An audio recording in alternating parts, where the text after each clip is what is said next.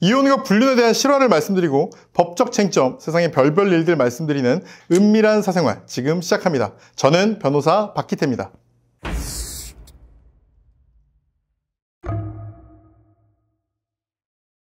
누가 봐도 나이가 들어 보이는 여성과 남성이 만나고 있습니다. 여자는 얘기하죠. 우리 남편은 나 뚱뚱하다고 싫다고 해. 이렇게 얘기하는데요. 남편은 내 눈에는 이영애보다 당신이 더 예뻐. 이렇게 얘기를 합니다. 그리고 옷도 선물을 받습니다. 남자는 알고 보니 가정이 있었어요. 자동차 판매 딜러인데 여자들을 꼬셔서 매출을 올리는 겁니다. 친구는 물어봅니다. 10년간 바람을 피우고 있는데 왜 걸리질 않느냐? 이 남자는 참 기가 찬 얘기를 합니다. 바람을 비즈니스로 피우라고 합니다. 예쁘고 젊은 여자는 C등급, 애딸린 유부녀는 경제력도 있지만 남편에게 걸릴 수 있으니까 B등급, 그리고 최고는 돈 많은 이혼녀나 미망인이 A등급이다.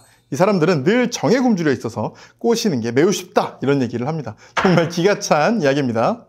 남편은 여자들에게 선물을 받고 그들에게 차를 팔아서 높은 실적을 내고 있습니다. 여자들 리스트를 정리하고요. 뭘 받았고 뭘 해야 하는지 정리해두고 또 아내에게 보이면 안 될 고가의 선물들을 지하철 코인라커를 하나를 마련해놓고 여기다가 다 정리를 해둡니다. 그리고 이제 여성들 리스트도 코인라커에 넣어놓습니다. 당연하지만 이걸 이렇게 일하는 거를 시기하고 싫어하는 동료들도 있습니다. 그래서 그렇게 취한 동료를 집에 데려다 주는데요. 놀랍게도 이 동료의 부인과도 불륜 관계입니다. 이렇게 두 사람이 만나고 있는 거, 그러니까 직장 동료의 아내와 이 남편이 만나고 있는 걸 장모가 보게 되고요. 이 충격에 장모는 쓰러지게 되고 원래부터 건강이 좋지 않았던 장모는 심장마비로 사망하게 됩니다. 남편은 자기도 좀 그 사망에 기여한 장모의 상중에도 불륜녀를 만나러 가고요. 불륜녀의 남편의 상사에게 이걸 걸리게 됩니다. 소동이 일어납니다. 그리고 아내는 남편의 불륜 때문에 자신의 어머니가 충격받아 쓰러졌다는 거, 그리고 남편이 수많은 불륜녀를 가지고 있다는 거, 그것 때문에 매출이 나왔다는 걸 듣게 됩니다. 남편은 이렇게 얘기해요. 일을 위해 저지른 거야. 그런 증거는 있어? 이러면서 적반하장으로 나섭니다. 이래서 여자는 현장을 잡기 위해서 노력해요. 근데 현장을 잡는 데 실패합니다. 그런데 남편의 짐에서 우연히 어떤 열쇠를 발견하게 되네요. 이게 뭘까 찾다가 코인라커를 찾게 되고요. 이 안에서 선물 받은 내역, 그리고 장부 이런 것까지 찾게 됩니다. 물론 이런 것들도 불륜의 결정적 증거는 될 수가 없습니다. 남편은 소설처럼 쓴 글이라고 얘기하고 본인이 번 돈에서 하나하나 산 건데 들키지 않으려고 이렇게 해놨을 뿐이다 라고 뻔뻔하게 얘기를 합니다. 어쨌든 이런 증거들만으로 간통죄 처벌이 되지는 않는다는 거죠. 그리고 남편 얘기합니다. 설령 다른 여자들과 내가 어떤 가까운 관계를 유지했다고 하더라도 이거 자동차 딜러로 조금이라도 매출을 더 내서 이걸로 아내와 자식을 먹여 살리기 위해 그런 거였어. 가정을 위한 거였어. 나는 그런 바람을 핀 적이 없고 가까운 관계도 다 가족을 위한 거야. 이런 식으로 얘기를 합니다. 이 남자는 영업을 위해서 바람을 피고 있고 사실 자기 마음을 준 적은 없다라고 얘기를 하고 있죠. 이런 경우에도 똑같이 불륜, 또 부정행위로 보아서 이혼이 가능한지 이 부분에 대해서는요. 사실 판례들이 좀 있습니다. 판례들을 보면 뭐라고 돼 있냐면 어쨌든 외도, 부정행위는 부정행위다. 그렇기 때문에 어떤 이유에서건 그런 행위를 한 건 부정행위가 될 수 있다. 다만 이 사실을 아내가 알고 묵인했다면 혹은 그걸 도와줬다면, 그러니까 뭐 직업적인 호스트라든가 직업적으로 그런 행동을 하고 있었고 아내도 그걸 미리 알고 있었는데 문제 제기를 안 했던 시간이 꽤 길었다면 이거를 부정행위라는 이유로 이혼 청구를 할 수는 없다라는 판례가 있습니다. 그러니까 만약에 이런 사실을 알았다면 빨리 문제를 제기하시는 것이 이혼에 성공하고 또 뭐 상간소송 이런 것까지 할 수 있는 길이라는 거 꼭 알아두셔야 하겠습니다. 예전엔 간통죄라는 게 있었죠. 지금 이제 헌법재판소에 따라서 간통죄가 없어졌습니다. 간통이 좋은 일이라 없어졌다 혹은 뭐 간통은 해도 되는 거다 이렇게 인정을 한 게 아니고요. 형사적으로 처벌할 문제가 아니라는 거죠. 그러니까 남녀가 만나서 사랑을 하고 이런 거는 국가가 뭐 국가 형벌권, 경찰권을 이용해서 단속할 문제가 아니라 너희끼리 사적으로 해결할 문제다.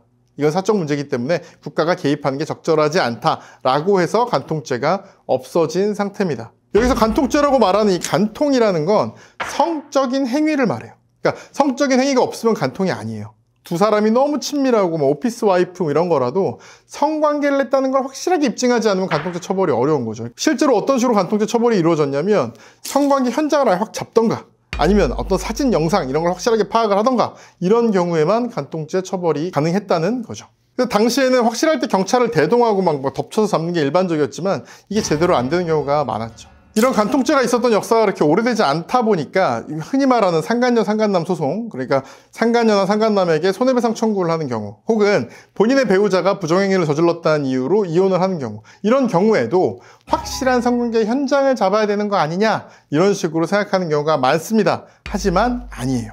상간녀, 상간남 소송을 할 때는 부정행위라고 하거든요. 그리고 저희 이혼 사유 중에 배우자의 외도 있죠. 이 외도에서도 부정행위라고 합니다. 이 부정행위라는 건 좀 넓은 개념이에요.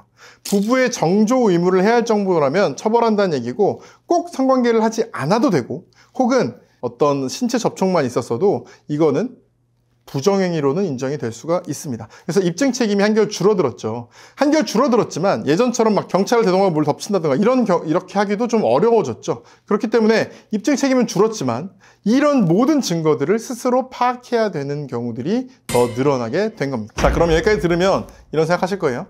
그럼 부정행위 도대체 어떻게 적발하냐? 먼저 흥신소, 탐정 이런 거 말씀드릴게요. 이 사람들은 실력에 의해서 가격이 천차만별입니다. 그래서 확실하지 않은 경우라면 추적을 시키기 쉽지가 않아요. 그래서 대부분 이 탐정을 쓰기 전에 최대한 자료를 수집해서 언제 어떻게 만나는지를 추적하는 방식을 결국은 취할 수밖에 없습니다. 블랙박스 영상을 주기적으로 백업해서 본다든가 이런 방식이죠. 근데 여기서 이제 흔히 생각하는 게 자동차나 아니면 그 본인의 옷이나 가방 같은 데에 몰래카메라, 작은 카메라나 아니면 몰래 녹음기 이런 걸 넣는 방식을 생각하시는 경우가 많은데, 이런 경우는 대부분 통신비밀보호법에 위반돼서 불법인 경우가 많습니다. 제일 흔한 거는 이제 휴대폰이죠. 휴대폰에서 나눴던 대화 같은 것들을 통해서 적발하는 경우, 그 다음에 사진이나 통화 내역으로 걸리는 경우가 많습니다. 요즘 트렌드는 구글 타임라인입니다. 이게 뭐냐면요, 상대방의 아이디 비번을 알면 상대방이 어디에 얼마나 머물렀는지를 알 수 있는 거예요. 특히 안드로이드 폰 같은 경우에 이게 기본적으로 설정에 다 들어가 있어요. 그래서 내가 상대방의 구글 아이디 비번만 알잖아요. 타임라인에 들어가서 이 사람이 어떻게 움직였는지를 볼 수가 있는 겁니다. 이런 방법 외에도 증거 수집 방법들은 있습니다. 그러니까 공식적인 방법들이 있어요. 어느 정도의 증거만 잡으면 이걸 가지고 먼저 소송을 청구한 다음에, 혹은 이혼 소송 중에 법원을 통해서 통신사에 문서 제출 명령을 신청해서 통신 내역을 확보하고, 또 배우자의 신용카드 내역 조회를 할 수가 있습니다. 이런 건 합법적인 방법인데요. 이런 방법을 통해서 이 불륜을 입증하는 경우들이 있습니다. 계속 바람을 펴오고 있는 이 남자와 이혼하는 것이 좋을지 아닐지 여러분의 의견을 댓글로 남겨주세요.